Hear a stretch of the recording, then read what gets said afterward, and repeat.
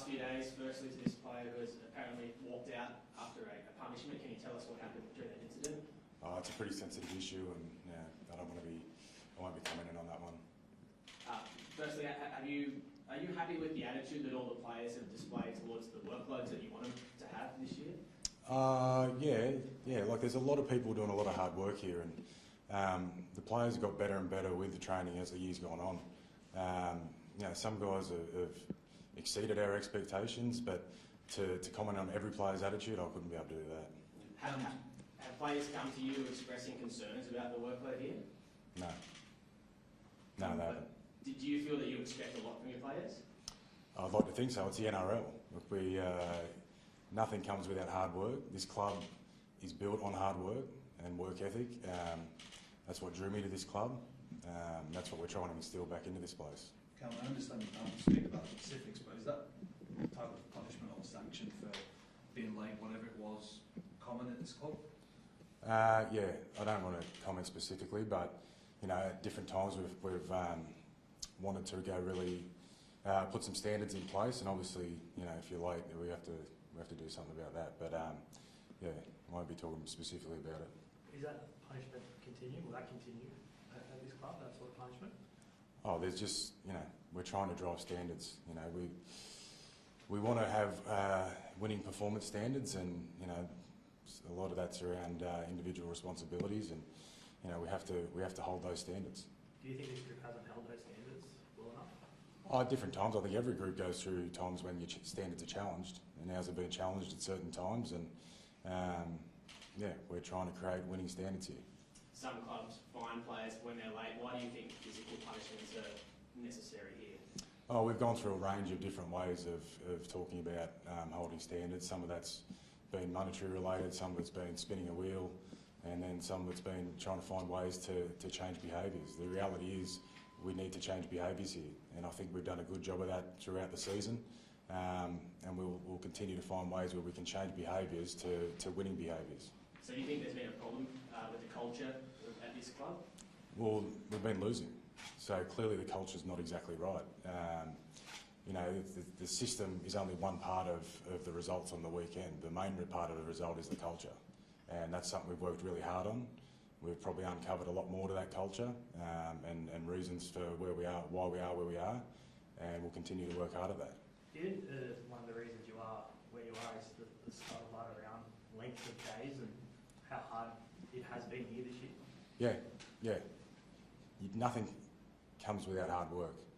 They are long. We have one long day a week, and if you get the last massage, you're probably leaving at 5:30. It's not unrealistic expectations of the NRL. The days are longer at the place I was previously.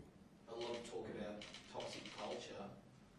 What do you do to stop that toxic culture? Are we talking a player clean out in the off season? Are we talking a lot of players in this year's top 30 that won't be there next year? I don't think it's a lot. Honestly, the toxic. I don't know about this toxic culture. Obviously, there's some people that don't want to buy into what we're doing, but I don't think it's a great amount of people. We've got a lot of people, a lot of players working really hard inside these four walls, and a lot of people doing really good things.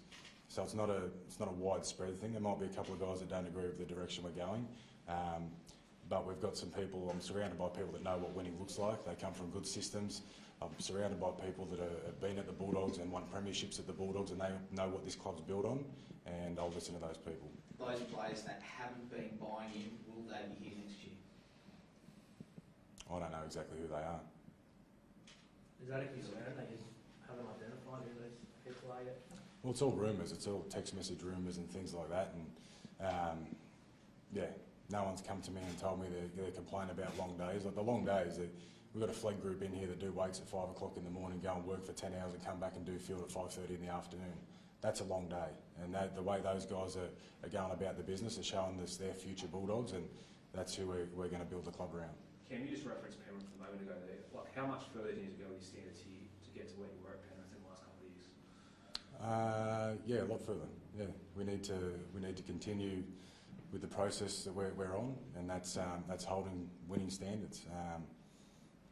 And that didn't happen overnight out there. It was a hard process, but the players bought into it. They trusted in the process, and they got good rewards for it. Just personally, were you surprised how much further this club needed to go when you first came to this club last year? It's started pre-season? Oh, the start was good. Everyone was, buying in, and it's a journey. Every year in the NRL is a journey.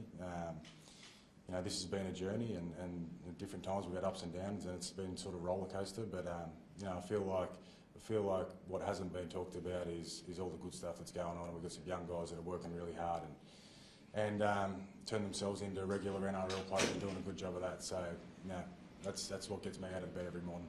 Can you talk about change standards and kind of wanting to have a good winning culture? Do you look back on your first year as a head coach and think about how you can change and maybe act differently to get better results out of the group? Yeah, I hope I'm a better coach tomorrow than what I am today, and I hope I can say that for the rest of my career. And there'll be plenty of lessons out of this year that we'll learn, and we'll take them into next year. But one thing that won't change is my attitude towards hard work and understanding that that's what's going to be get us to where we need to go. Coming to the end of your first year as a head coach, what have you found that was maybe that expected that was going to be easier, or what have you found that's been more difficult about being a head coach? Oh, there's challenges every day, but I've really enjoyed it. Obviously, different challenges to what I've been used to previously, and that's been exciting. So, I didn't come in with any expectations. I just came in here looking to develop NRL players, and I think we're doing that. Why should Bulldogs fans have hope for next season? Why? Because we are sticking to the process. We know what success looks like. We've got a process behind it. We've got a lot of people buying into that process, and if we continue with that, the results will come.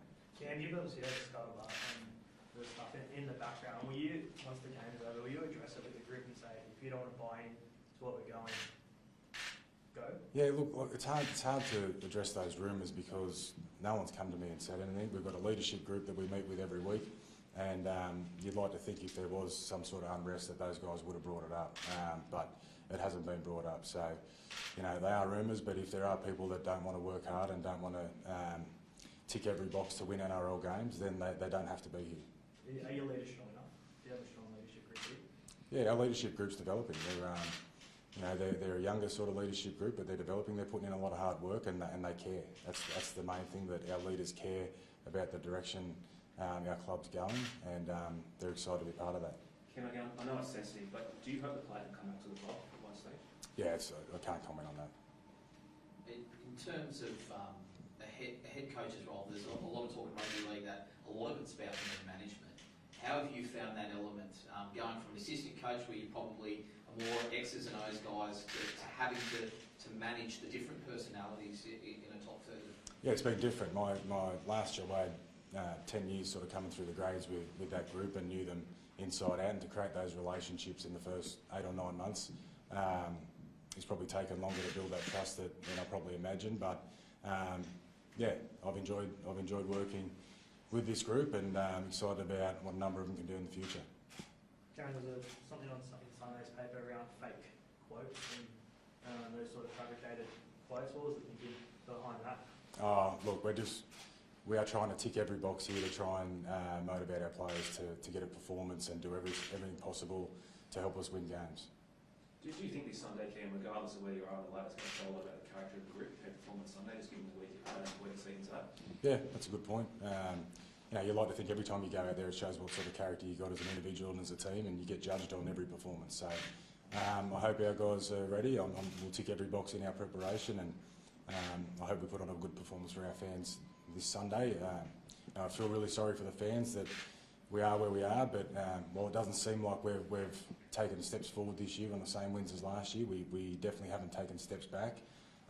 It's actually helped us navigate where we're going in the future. I think Gus said when you signed that you wish that you waited offered you the opportunity to wait another 12 months before you came here. Do you wish you had? Or? No, I'm glad I'm here. I'm glad I'm here now. I'm glad this isn't happening in 12 months' time. We need to go through this right now to know who's going to come on the journey moving forward, and I'm glad we're doing it now. It sounds like you've thrown a challenge to players, right? Pardon? It sounds like you've thrown open a challenge to players. Yeah. Come with us. Yeah, we know where we're going.